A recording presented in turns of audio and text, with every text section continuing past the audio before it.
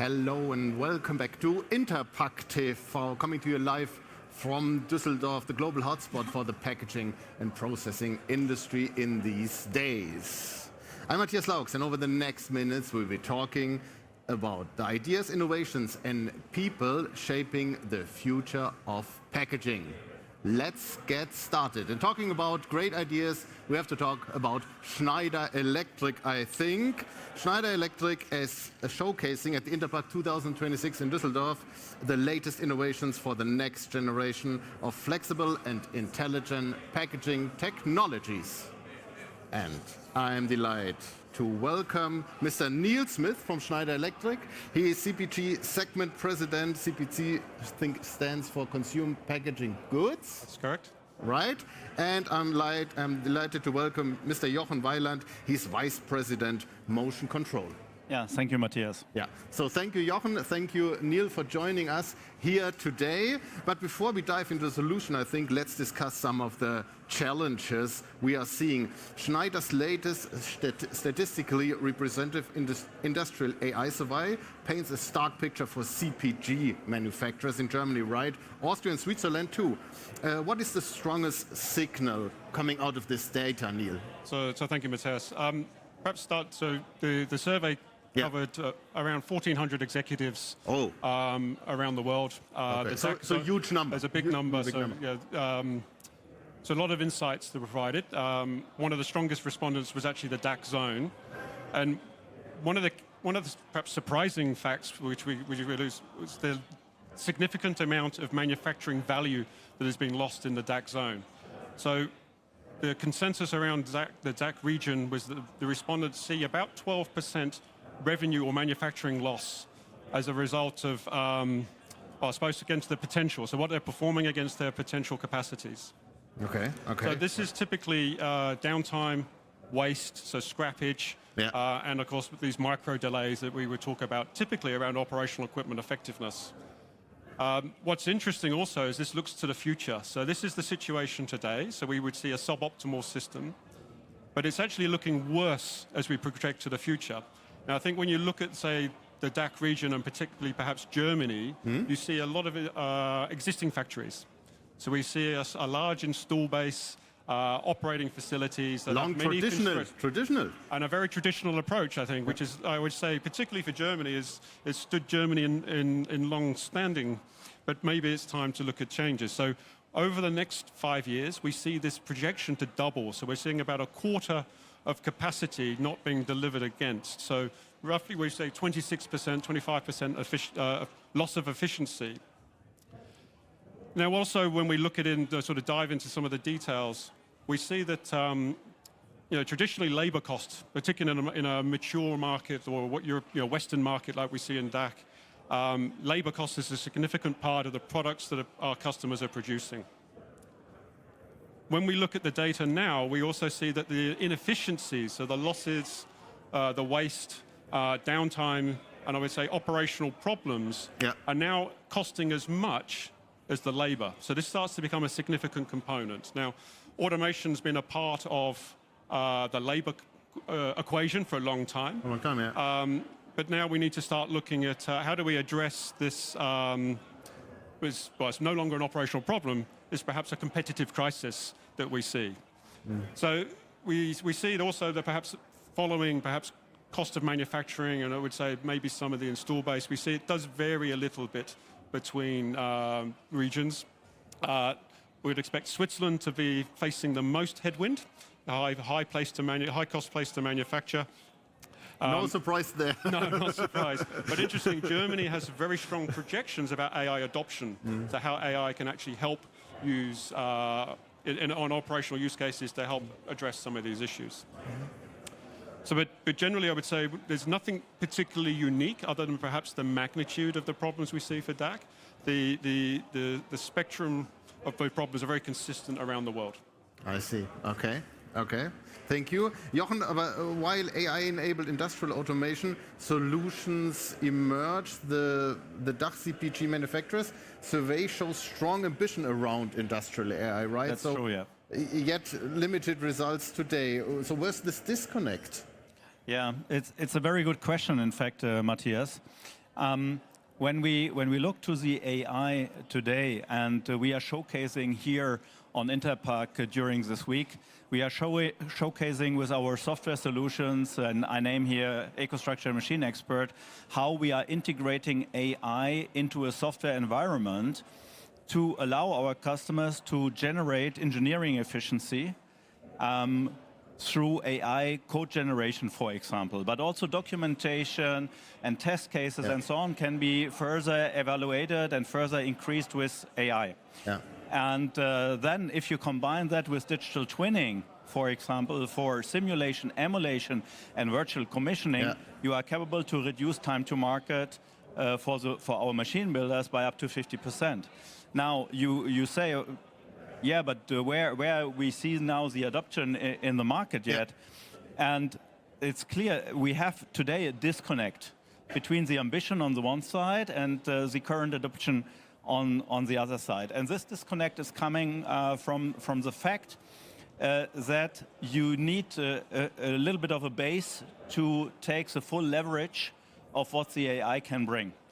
And this leverage is coming from the technology used and for sure the readiness of the infrastructure. And here we have, as Neil already mentioned, also an installed base of equipment.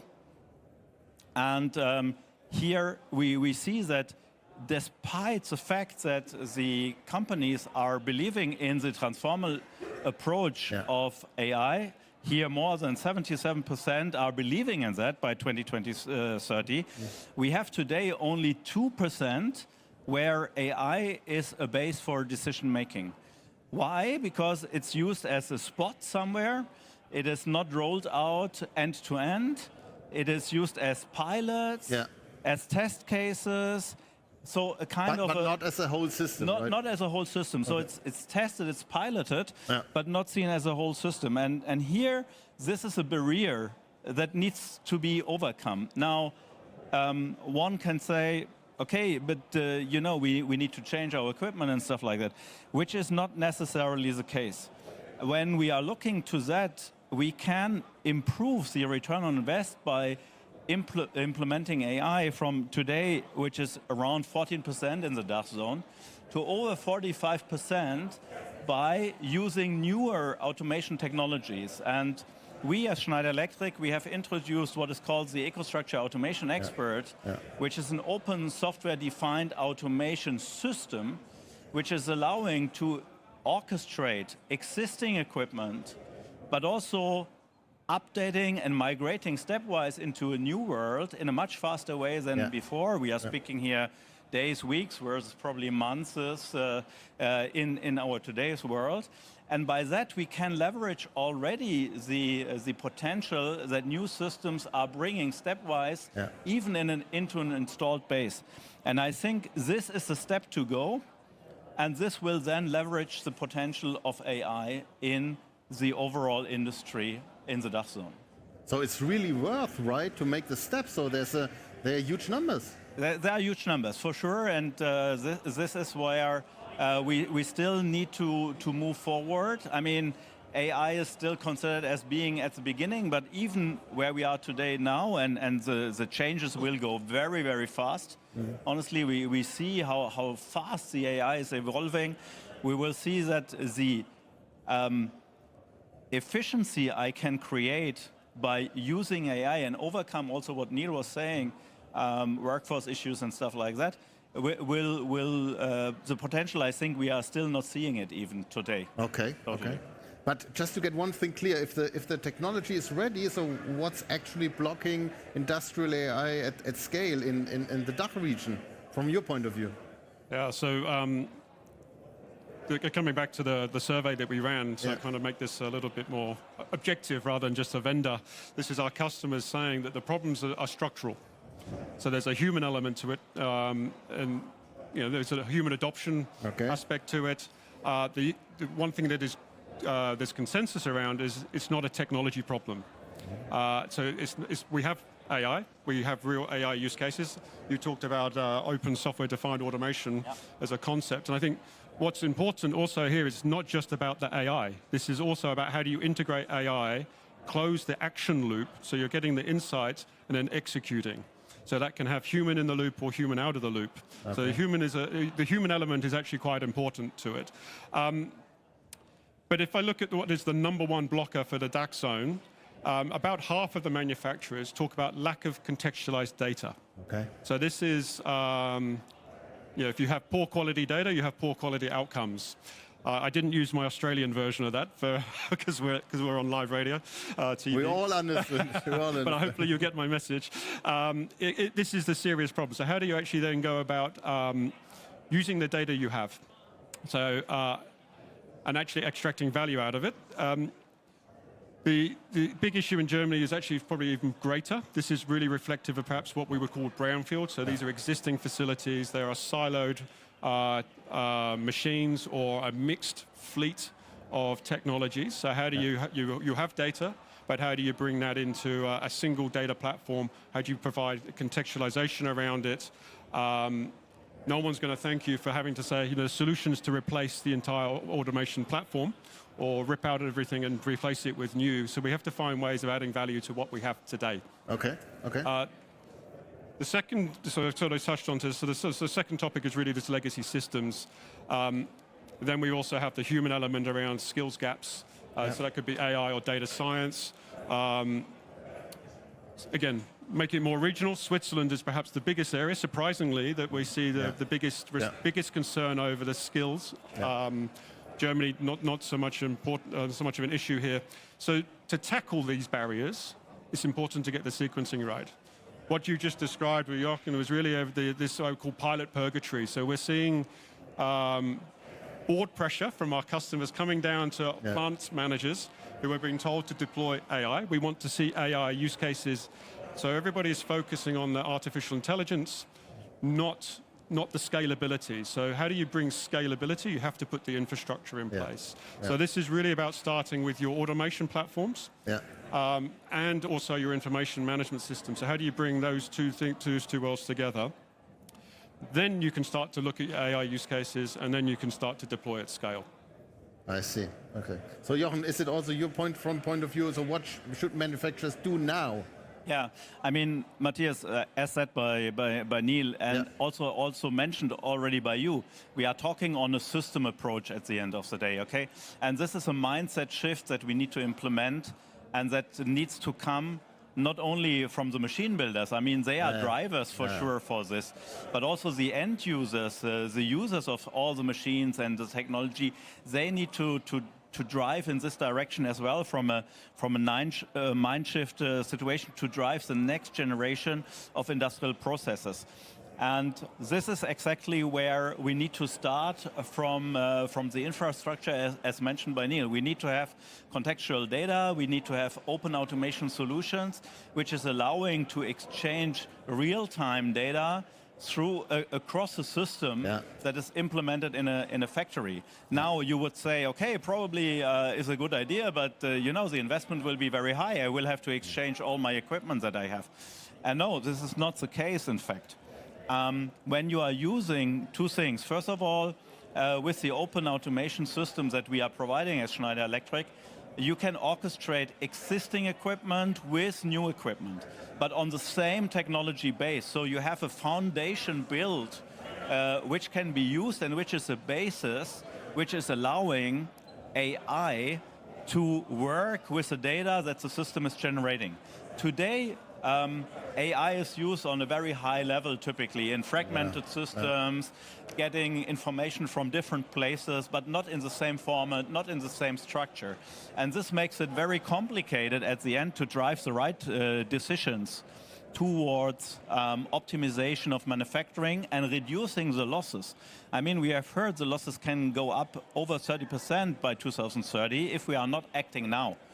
And this is where we are coming with our technology into play, together with the machine builders, together with the end users. We have the capability to gain efficiency in even existing installations. I see. And that's absolutely important. So it's an end-to-end process, in fact. So let me say the key message is, in fact, that the solutions are ready, right? The solutions are there. Okay. The solution will further improve. But we need to start using them at a larger scale into the manufacturing environment to leverage really the full potential of what can come out. Okay. Yeah, I was just going to say, it's going to come out of the lab. It's going to go onto the shop floor. Yeah. The technology exists. It's starting with the foundations. Put the foundations in place. The AI is, I wouldn't say the easy bit, but it's the easier part of this problem to solve.